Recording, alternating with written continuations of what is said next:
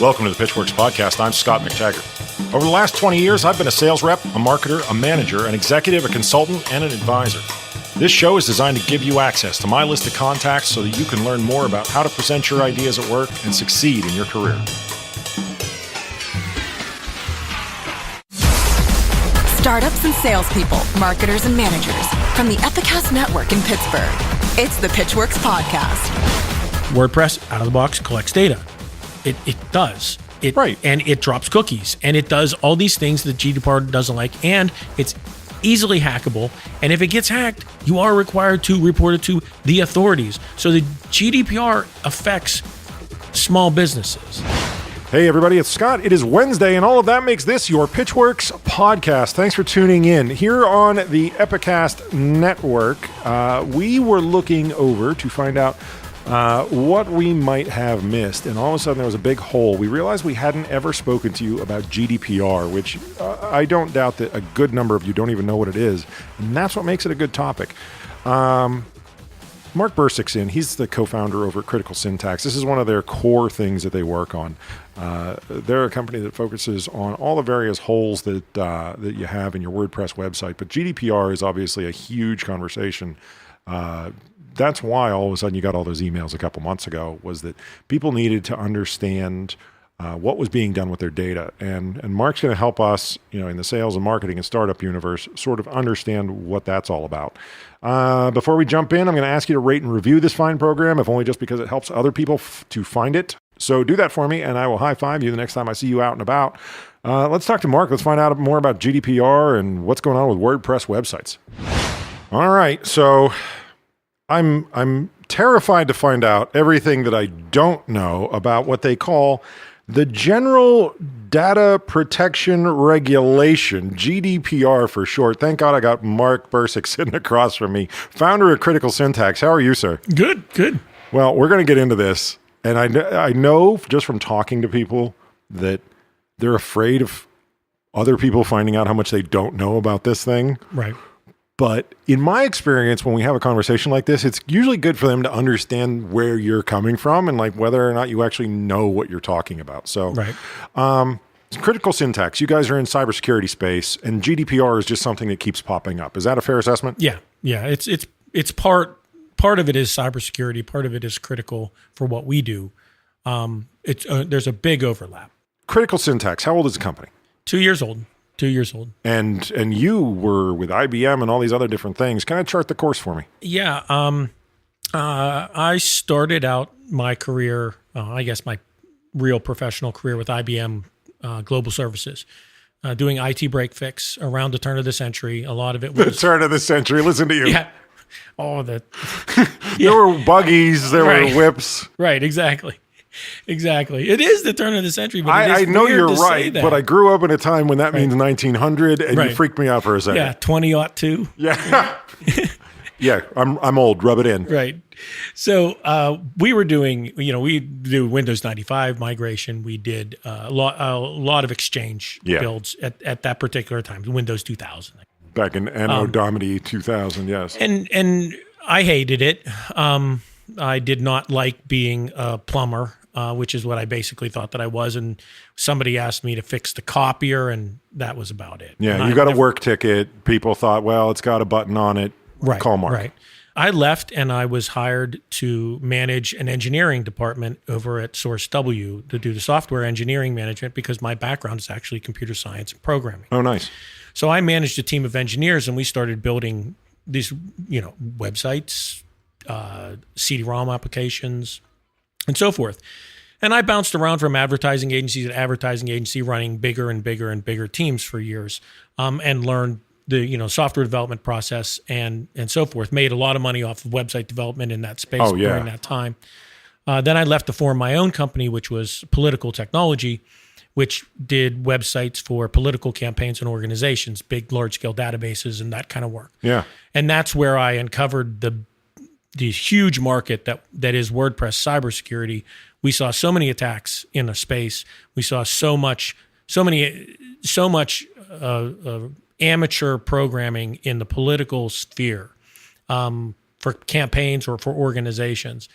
So we said we need to cyber secure WordPress. WordPress is climbing up market share over and over and over again, and it's insecure out of the box. And the value of it is the fact that an amateur can use it. Yeah, right. It's developable by, if that even is a word. It is now. It is now, because I am the lord of this particular manor, and I said it is. All these young individuals who have zero programming experience or zero, credibility in the marketing market can whip open a box of WordPress and build a website. Well, that's how it's marketed, and for the most part, it works, right? It's right. like you said you wanted your colors to be this, and you said you wanted this theme, and now Right. you've got it. They specifically say you don't need to be an expert. 5-minute WordPress hosting available for $4.99 Yep. when you buy your domain name is a pretty common aftermarket upsale, right? Right. So how many? I don't know if you know this, but like how many websites out there run on WordPress? Would you estimate? It's close to 30%. Okay. It's 30% of the internet is WordPress. Good Lord. Okay. WordPress has about a 60% market share in the CMS. Right, yeah, as opposed to Drupal or Joomla or something Right. like that.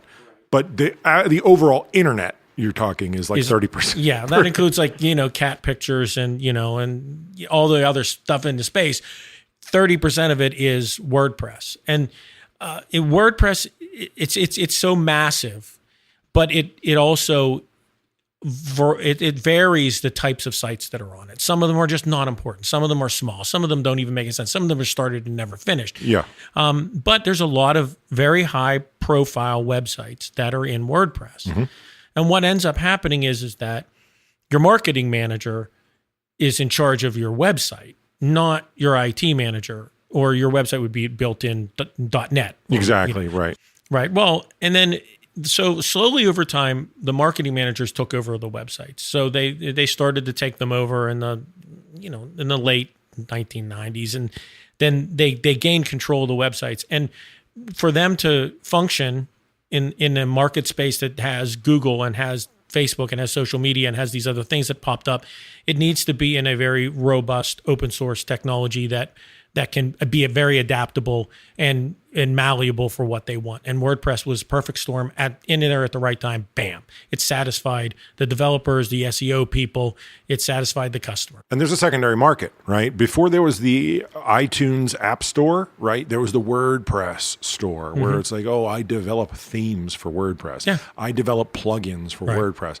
And from that perspective, I was always very jealous of what they were able to build, right? Automatic, I guess, is the company behind WordPress, said, wouldn't it be cool if we had this marketplace where you could buy stuff that made our product better? If we could just give them the tools. Right. And honestly, now I feel like that may have been a terrible mistake. And through the lens of the cybersecurity thing that you found when you were doing political database development and website development and whatnot. And like now you've got to button down this plugin. You've got to button down that theme. Am I right? Right. Yeah. And the problem is that there's so much development that's going on, so many different people developing in different areas. You don't know who to trust. What plugins are safe and what's not? Where is there malware already in this theme that I bought before I even installed it? Not because the developer intended it, but because they have poor practices. Right. And there is this weird situation that had occurred where you have to report when you buy an SSL key. So you have to report and you have to announce that you're buy an SSL key. Well, the hackers were taking a look at that, and they would see most of the time when you're buying your SSL key, it's because your website's in development. So your website hadn't even been started yet. So it still maybe had the screen where the admin login, first admin login, they would hack that. Yeah. And you would be hacked before you even built your website. You haven't even tried to learn the interface yet. No, that's crazy. And you don't even smart. know. You don't even know that the malware's in there because you saw those files when you installed it, and you're like, oh well, they've got to be part of the core build. They were there when I got there. Don't make me admire criminals, Mark. That's not fair. That's really smart. I mean, well, they're credit where it's due. Well, look, cyber criminals, that's their job. Yeah, and they get good at their job. A long time ago, we had a break-in in an office near us when we were down on the Boulevard of the Allies. And the guy's office who got flinched, he said, look, they're good at this. They came through the ceiling. Oh, yeah. He said, look, they do this for a living. So tell me how that works into this GDPR the general data protection regulation. Tell me how all of that goes together. Okay. I mean, I mean no disrespect. No, it's absolutely fine. It's absolutely fine. Here's the problem. People, the way that the web was designed in its second phase, like the web 2.0, that push, the idea was people will come to my site and they will put in their own content. And they will manage their own content. And we will provide tools for them to manage their own content. Right. Whether that content is a picture or a video or information about Web 2.0. Right. I remember this whole thing. That, right. We're not going to create the content. Right. We're going to give him the ability to create the content. And that was fast. It was a fascinating twist on the web, and it definitely spurred the next big thing. Instead of it being search, Alta Vista and Google and that kind of thing. Instead of it being search, it translated to social media, and so it was an important step. So now you have a bunch of people out there storing information on websites, and that information is collected by a third party, and they use that information in different ways. Some ways are great, easy, the way they intended, and some not so much. Well, I mean, it seems like there's a lot of weasel words around this particular thing, right? They say like we use cookies to give you the best experience, right? And pardon my cynicism on this, right? But I've never really bought into that line. Right. Well, you have the cookies, you have the essential and non-essential cookies. And this plays into kind of where you're at with GDPR. So the idea behind GDPR is the EU had decided that their individual members need to have control over the data. The data is out of control. We don't know what's going on with it. You need to be able to control your data. We need to hold companies that are holding all this data, that are storing all this data and manipulating this data, selling this data. We need to hold them accountable. So you as an individual can go in to a company like Facebook or Google or big company and say, I demand my data. Let me download it. And GDPR says you have to be able to download it and you have to be able to read it. It can't be just code. Right. And right. And or I would have created a company to read GDPR data. Oh, yeah, that honestly would have been a good way. Right. And then, but one of the things is you have to be able to purge your data. And and what GDPR also says is that you need to be told when your data is being collected. And you need to tell if you've ever had a data breach. Okay, so those are some of the basic concepts of GDPR. I didn't know the last one. Like Yeah. I read up quite a bit on the marketing side of it. Right. But I don't think I was ever exposed to the IT security side of it, right? Yeah. My background is typically in sales, marketing, those kinds of things. So those are the things that come to me, right?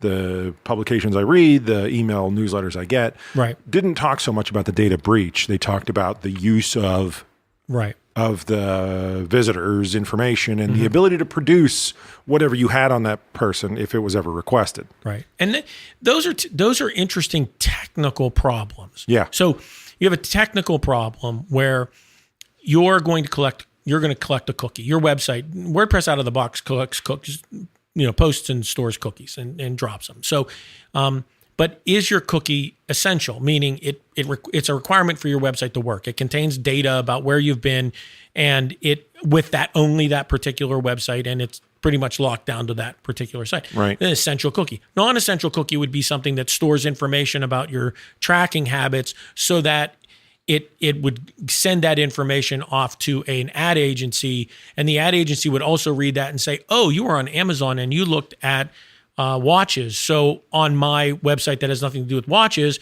I'm going to put an ad for watches because I read your cookie, non-essential cookie, and I found out that you were looking at watches. We see this all the time. Yes. Okay. And it creeps people out because they don't know how it works, but they all of a sudden see their Facebook ads change or they follow some blog and the blog has Amazon links in the side. And next thing you know, they all switch over to that thing that you were looking at, and they don't necessarily understand how that works. So I get why people would want that. What I don't maybe understand is there doesn't seem to be a mechanism for the consumer to fully appreciate what just happened, what just changed. I mean, other than the fact that my inbox was absolutely stuffed, it was chock-a-block with, we're changing our privacy policy. We're changing the way we store your information. For like a good solid 3 weeks there, I was getting emails from everyone I'd ever been to, every purchase I'd ever made, sent me an email that said, we're changing things. They all went into CYA.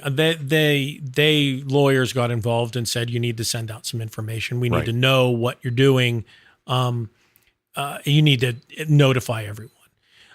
One of the things that the GDPR is kind of murky on is so they list all these data sets that if you collect that you have to produce. One of the data sets that they say is IP address. Mm-hmm. So we store IP address. We store IP address in a log. We store IP address in statistics. So somebody comes to the website and says, I need to get all of my data. Where does that end? I mean, typically they say that data is typically what most companies interpret it as is that data that we're collecting when we're doing business with a customer. Right. But that's not exactly the way the GDPR is written. We call GDPR is a continuum. It's a process. You can get further along and keep going almost infinitely towards getting compliant. It's somewhere between my personal blog and Amazon.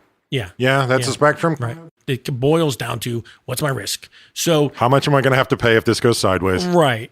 And so the risk of having a manufacturing company that works in a DoD space is pretty high, right? I mean, if they can't have the Google red screen of death because they had malware on their website, because as soon as their contractor from the government's going to go on there, they're done, they're toast. Okay. On the other hand, if you've got a company over here that's, a small pizza shop and they have a website, their risk is lower. Yeah. Okay. So they may not be worried so much about the collection of data. And if they have malware, maybe they're just rolling it back a couple of days. But they still have risk and they don't know that they have risk. Part of the reason is because of GDPR. So here's why. The GDPR and the California Consumer Protection Act, CCPA, as well as some government regulations like some NIST stuff and other things like that. All of them have in common is requirement to, if you have a data breach, to notify the authorities. Okay. So first of all, who are the authorities? I would assume it'd be like the FBI. I don't know. It's murky, right? Just because it seems like it would have such a far reach. I don't know. If I call local PD, it doesn't feel like it's going to go the right place. I don't know. The FCC. I just work here, man. What do I know? I know, right? Exactly. But the GDPR is saying you have to report it, but they're not really saying to who? To the authorities? To us? Right. To who? So you have risk, right? And so you have to kind of mask out that risk. I know that if you had to, like, say you were a small pizza shop, and let's just say you had a website and you had a form, and it collected a mailing list. Millions of people like this, yeah. And you left it up there and you had like 440 people in it after like 5 years. Yeah, right. Right? Okay. So you really weren't promoting it all that well. But it has names and email addresses and information, basic kind of, information about people. And you get hacked. And let's say that 440 could have got out there in the wild. Some states could require you to provide data protection, to provide identity protection. Like a LifeLock kind of a thing to those people for now. 2 years. So that's like $200 at 440. You're talking about an $80,000 occurrence, and you got to track them all down, and you got to fix your website.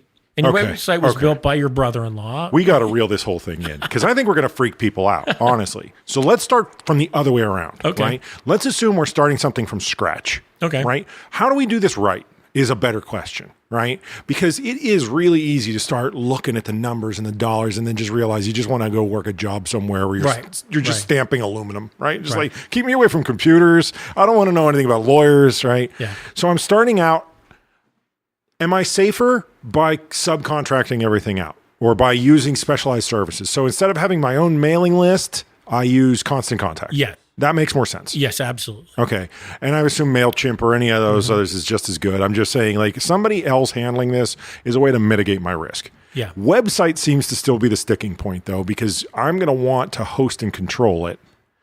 And now I need to understand how the software got built so that I can understand what I've signed up for from a risk perspective. I'm almost wondering whether or not now. Well, the first rabbit hole you're going to fall into is, well, I'll just pick a really good host. Oh boy. No. Right. No. Okay, because the host doesn't care. I mean, there's a couple out there that are security-related hosting services. But that didn't even occur to me, what you just said. No, like the host wasn't what I was thinking about at all. Right. Well, like, let's just say GoDaddy isn't going to help you. They've got millions of customers on there. And when you call them and say, I've been hacked, they will say, we'll roll it back a couple of days. Yeah. That's what they do. Right. That's what most hosts do. And thus eliminating all the forensic evidence that I could have used to find out why you were hacked and to plug the hole. Where do you start? Here's where you start. Keep it updated. Okay, there you go. Okay, so WordPress provides updates. Your plugins provide updates. Your themes provide updates. Keep it updated. Everybody's terrified about updating the website because they're afraid it's going to break. Back it up first. Yeah. And then update it. And if it breaks, roll it back and call your developer and say, I can't update it past this. Why? And But this GDPR thing doesn't even occur to me as a WordPress user, right? I'm not even thinking in terms of this. Right. And like on one level, I'm sitting here saying, I believe most people think that it doesn't apply to them because they're too small. Yeah. I also believe, though, that if you could very easily just, again, like shift to MailChimp instead of trying to send your own emails, you avoid, well, let's call it what it is. You job out the risk to somebody else, right? You sell somebody else the chance to manage your risk. But on the WordPress piece, right, I'm sitting there going like, well, I don't know what this plugin is going to do to what data I have to produce. I don't know. And the plugin might be sharing data with other people. When we first started to look into GDPR for WordPress and we started to consult with the developers and they came to us and said, well, what do we do? It was very unclear. We were talking about putting in every single plugin into your privacy policy. Now, here's the thing, right? Our company it helps people build websites that don't tell everyone what your plugins are, that don't tell everyone what your version of WordPress is, because that's security. We don't want your website to even announce it's WordPress, right? But now here's a rule and regulations coming out that's saying you need to be transparent about what plugins you're using and whether or not they have privacy policies and whether or not they're sharing the data. And we're like, well, we don't want to tell everybody what plugins are in the website. Isn't this the classic open source argument though, right? Like if you just put it out there, then there'll be enough eyes on it, right? I mean, aren't they trying to shove it down sort of like a Linux kind of a direction where, well, some things will burn up and some things will prove that they are made of iron? I get that, and I get that approach, but they're definitely making it harder for a cybersecurity company or for a company in general to secure their website with putting out this regulation. There are some great things about this regulation. Don't get me wrong. I mean, as a consumer, I would like to know what data like Google and Facebook are carrying about me. So in the run-up to today's interview, I actually downloaded my details from Facebook, and they were fantastic. Awesome. So first of all, they made guesses about my political affiliation, which was incorrect. Okay. They took into consideration things that were interests of my friends, where like I would boost up my friends, right? Okay. So like I have friends who are in bands, right? And like just because I have a friend in a country band does not mean that I myself enjoy country music. You can ask my daughter. I bust on her all the time for this because I'm not a fan, but she plays it pretty loud in my house. So there's also this thing that once I read my data, I started looking at what was wrong about it, and therefore, because you always do the weird obsessive anxiety thing where you're like, well, they think I'm this, and that's a lie. Right. Well, we're all a little megalomania. We want to control how people view us. Yes. And it's weird that way. I didn't expect that result. I honestly pulled it down just to see what would happen. And it is a ton of information, right? It's every IP address I ever used. Like when I was on my mobile phone, when I was on in-flight Wi-Fi. It's a treasure trove. the treasurer got stretched pretty good in that sentence. I don't know. It's a trove at least. But think about it from a hacker perspective. Okay, now I get you. So now you're establishing a pattern. One of the reasons that Facebook is, free is because this data is valuable. Yes. Okay, so initially when they built, the Facebook, or when they built, all these different tools, Twitter or whatever, their initial response was, well, we can sell ads. That was the monetization strategy for everything in that Web 2.0 was they'll come here more often because they're the ones producing the content. And because they like what's on the site, they'll see more ads. Right. And then they're buildings full of smart people. And someone said, hey, if we just collect all the data on everything that everybody's doing, it will be valuable. So let's just do that. People are like, well, is there any reason we can't? No. As a marketer, I've always wanted to be able to get inside the heads of the people that I'm thinking about maybe selling something new to. The point is the data matters and the data is important, and that's why they collect it. Now, so if you look at small manufacturing companies or medium-sized companies here in Pittsburgh, like they're not doing anywhere near this data collection unless their business is in the business of data collection, and that's what they do. They built a website for marketing purpose. Yes. Okay. The website might have some function in addition to that, whether that's e-commerce or it has some technical function. Yeah. So it might have a widget or a tool or something that it does, which is kind of a hook to bring people there. But the ultimate point is for people to pick up a phone and call them or send them an email and say, I want your product and service. Had this conversation 1,000 times. Right. And the website is traditionally not the product and service. It's a display. It's a brochure. Right. But WordPress out of the box collects data. It does. And it drops cookies, and it does all these things that GDPR doesn't like, and it's easily hackable. And if it gets hacked, you are required to report it to the authorities. So the GDPR affects small businesses. And so there needs to be a way that they can mitigate their risk.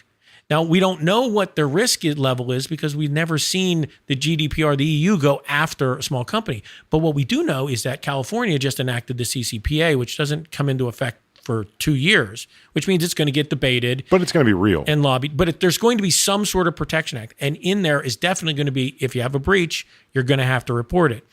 That is probably language that's going to stay in there.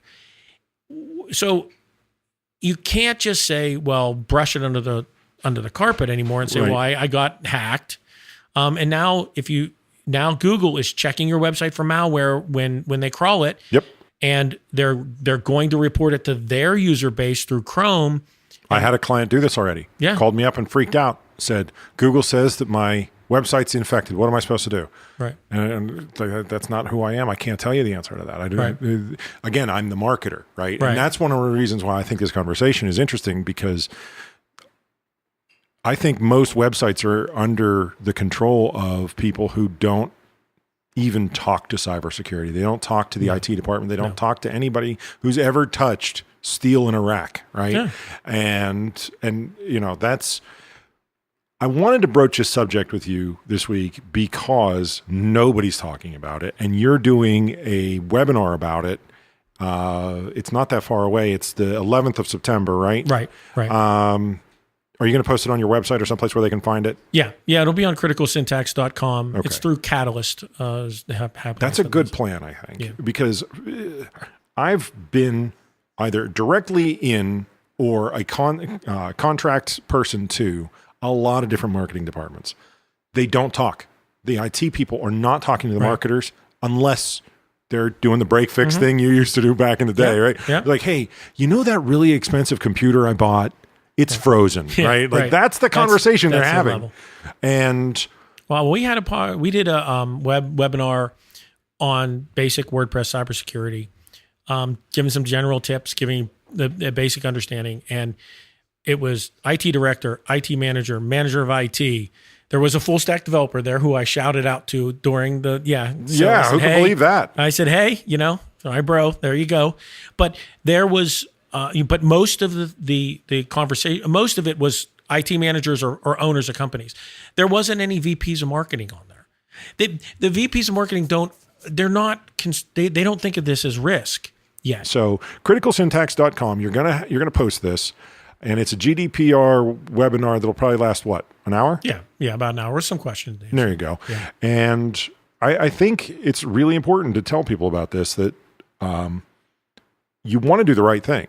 But not everybody knows where to get that information. And yeah, our audience is a lot of salespeople, marketers, founders, those types of things. The IT folks, the same people who do PCI compliance and Sarbanes-Oxley and whatever, they're used to having these conversations, right? But they're used to having it on mission-critical transactional systems where it's like we're accepting credit cards, right? Now we're going to have a conversation about non-essential cookies, and I have a feeling like if we don't make an issue out of it, it doesn't become an issue.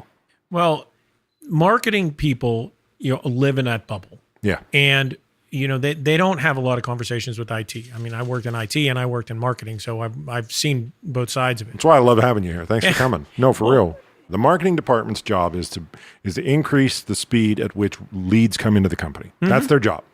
It's nothing else, right? But GDPR makes it fuzzy because people don't know what it is.